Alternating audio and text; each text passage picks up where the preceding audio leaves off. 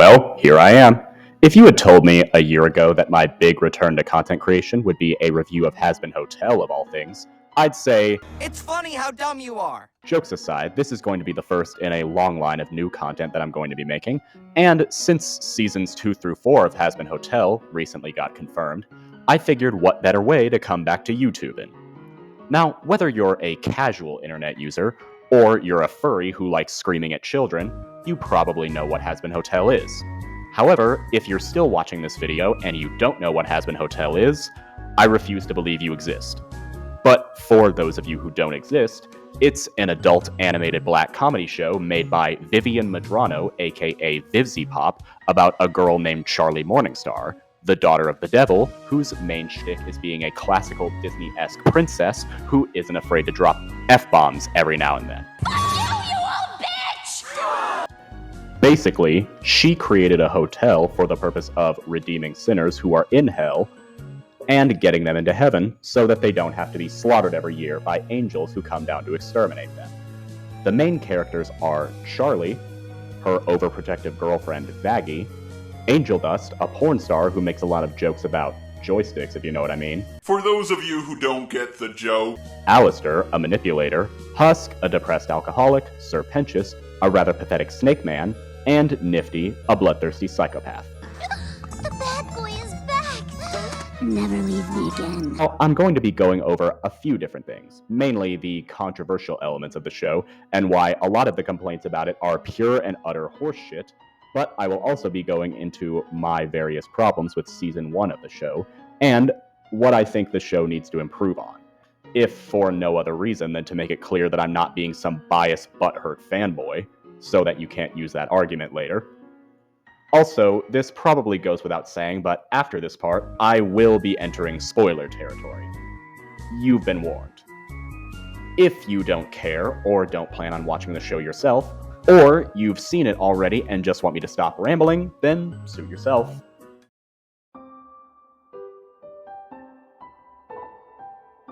So, for starters, I feel like I should start with the obvious, the plot. Now, let me elaborate. The writing on its own wasn't terrible, but the way the plot was structured, oh boy. Now, I'll start with a brief summary of everything that happens. Charlie is given permission by her dad to go to heaven to arrange a meeting, the meeting goes wrong, and then the extermination is set to happen in 6 months rather than in a year like it would normally be, then the big climactic battle happens, and then everything's fine. So, for starters, the pacing of Season 1 was honestly terrible. Like, firstly, there's the obvious issue of there only being 8 episodes, which isn't nearly enough time to flesh out everything that needs to be fleshed out, and makes it feel incredibly rushed on its own.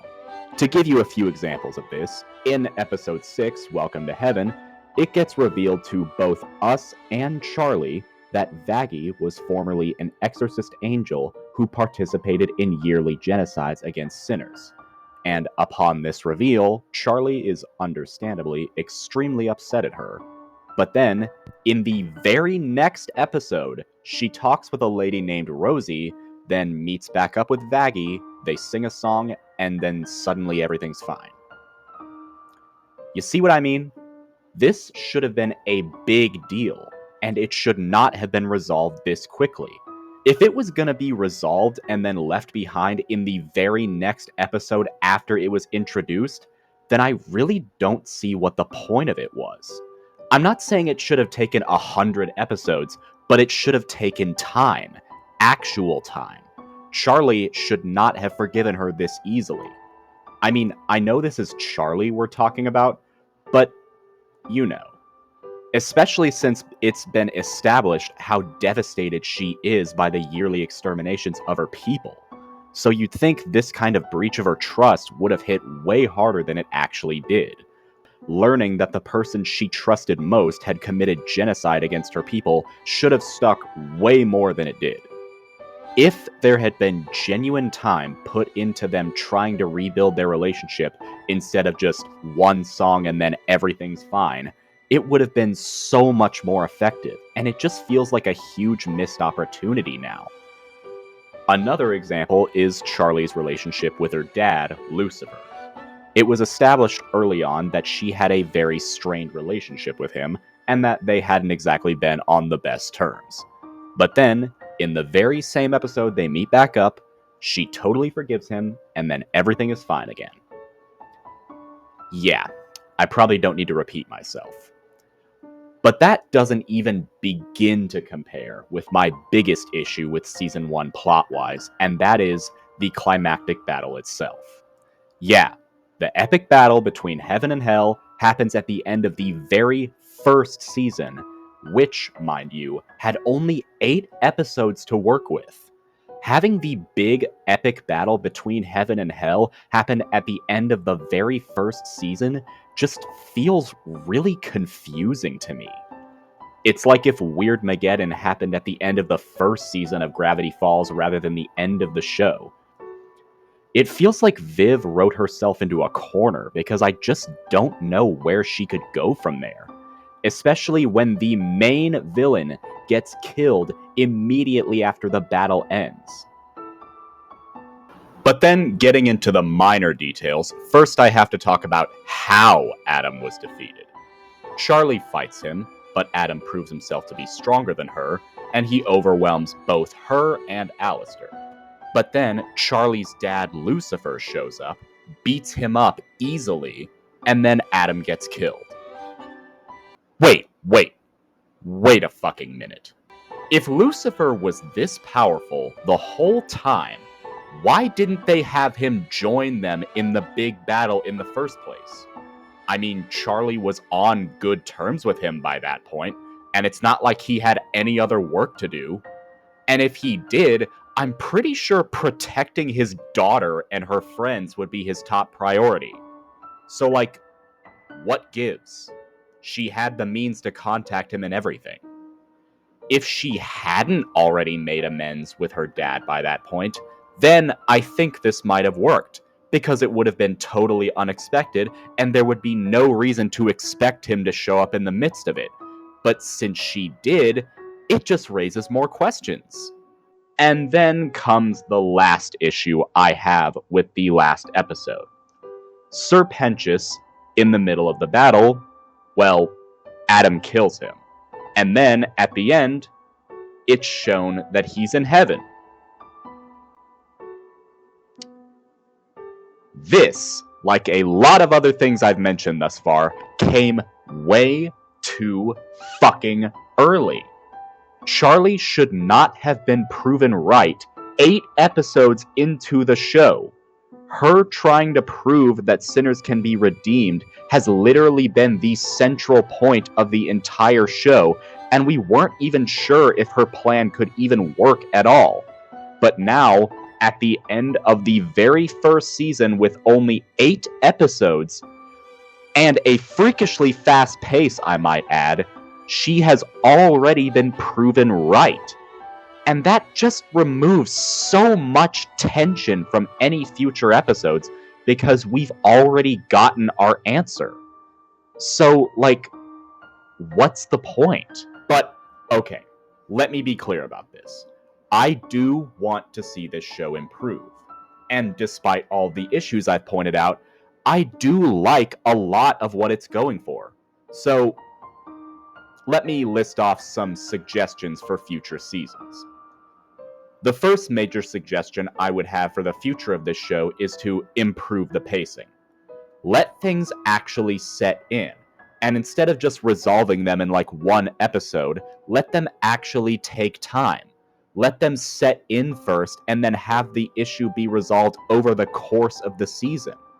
Like, instead of having a character get killed off only to just immediately appear in heaven, have the death actually stick. Another suggestion, relating to Adam and the hotel being fixed in the exact same episode it was destroyed in, my second suggestion would be have the villain succeed on some level. I'm not necessarily saying the villain shouldn't be defeated, but their actions should have real consequences on the main cast, and those consequences should be permanent, or at least take time to resolve. But Anyways, moving on from this part, firstly, so I'm not called a hater, I'm going to be countering a few common points I've seen made about the show that I think are just plain wrong. First and foremost, I'll cover a few minor things like criticisms of Charlie's character, the other characters, etc. And then I'll get into the real meat and potatoes of it all. The first major complaint that I've seen about Charlie's character is about how she's overly positive and too perfect, and that the show doesn't properly call her out for the flaws she clearly has. Allow me to effortlessly dispel that notion. First of all, the show makes it abundantly clear that Charlie's positive nature is a result of her being sheltered her whole life. Because even though she was born and raised in hell, she was kept almost entirely indoors, and thus never experienced the harsh realities of the world she lives in.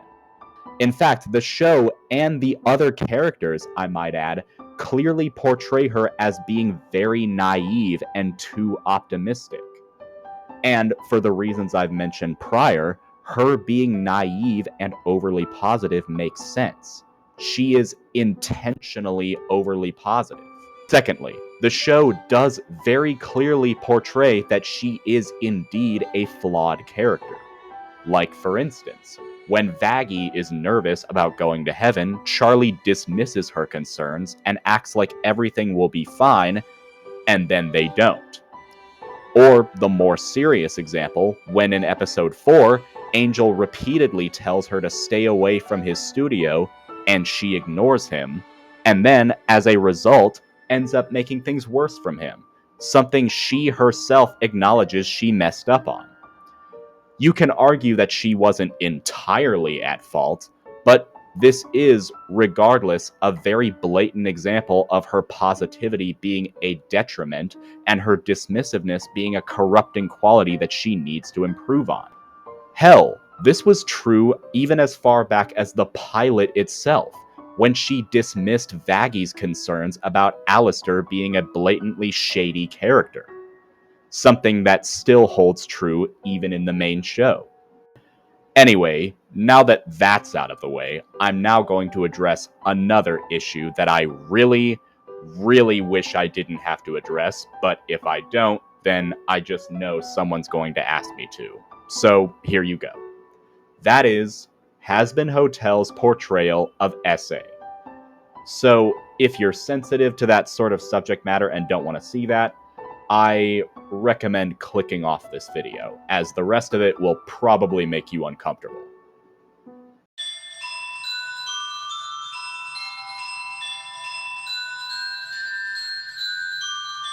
Now, for those of you not in the know, though if you've made it this far in the video, you probably are, when episode 4, Masquerade, first came out, there was a controversy surrounding its portrayal of S.A., specifically towards the character Angel Dust. You see, in the episode, it's shown that Angel's boss, a pimp demon named Valentino, who runs Hell's porn industry, is physically and sexually abusive towards Angel. And the way that it's portrayed in the episode didn't quite sit right with certain people. Now, the reasons for this, from what I've gathered, have varied from person to person, but the most common accusation I've seen of the episode is that it glorifies or even fetishizes Angel's abuse. Yeah, we're getting into some pretty nasty territory here. So, the main thing people took issue with is the song Poison, where Angel sings about how he's had to act all happy and upbeat all the time to hide how broken he is on the inside and how much he hates his situation. And then at the very end of the song, we see his broken side on full display. Now, I won't name any names here, but a certain someone took issue with the song being all quick and upbeat, despite the kind of subject matter it's meant to convey. But, like, that's the point? The song is upbeat because it's conveying Angel's happy facade while hiding how broken he is on the inside. Also, I don't know if you actually watched the song or not, but at the end of the song, when we actually see his broken side on full display, where he completely takes off the mask, the beat gets slower and more somber, emphasizing the tonal change and emphasizing the truth of Angel's situation. It's the part of the song where he stops being angel dust and starts being his true self. So it only makes sense that the tone of the song would change at that part. And the part about fetishization, I have no idea where people even got that from. Those of you who have actually seen the episode and have working eyes and ears attached to your head should know that the poison segment isn't meant to make you feel good or downplay Angel's abuse. It's meant to humanize him and put you in his shoes. And above all else, to make you feel for him and understand his situation. I'm not saying you can't criticize the way the subject is handled in the episode at all. I'm saying that if you're going to, then you should criticize it with the understanding of what it actually is, instead of trying to paint it as glorification or fetishization when that's clearly not the case. Now, another accusation that I've seen tossed around is that Angel himself is in fact a mischaracterization of SA victims. And maybe on the surface level, I could see why some people might think that. But let's actually look beyond the surface level for a moment. A strange concept for many people, I know. In the episode, it is revealed that his hypersexuality is in fact a trauma response and a coping mechanism for his situation. Now, I've done my research, and I can tell you for a fact that hypersexuality is indeed a very real thing for many SA victims, and it's clearly not just some sort of generalization of them. Is this true for all victims? No, obviously not. But people react to traumatic situations in different ways. The way Angel copes with his situation is just the way he does it. It's not intended to be a generalization of victims as a whole. Hell, I've even seen multiple accounts from victims that have said that not only does Angel's character feel very real to them, but it makes them feel heard and understood. And that's a pretty big deal, to say the very least. Now, let me be clear about this. I am not an SA victim, nor do I claim to be an expert on the matter. I'm just giving you my own understanding and the factual standpoint on the subject. I did not make this segment to talk over any victims or say that their viewpoints don't matter. If you're a victim and you have your own problem with how it's handled in the episode, I can't tell you otherwise, and I'm not really qualified to speak on that. And hey, if you find a genuine reason to be uncomfortable with it, or you have a genuine reason to criticize it, then that's perfectly valid. However, if you are going to claim that Angel's character is an outright mischaracterization of all SA victims, or that he fetishizes it, off is the direction in which I kindly ask you to fuck. Anyways, now that I've made my point and I've gotten both the critique and the defense out of the way, I think it's time to give my final thoughts on the show.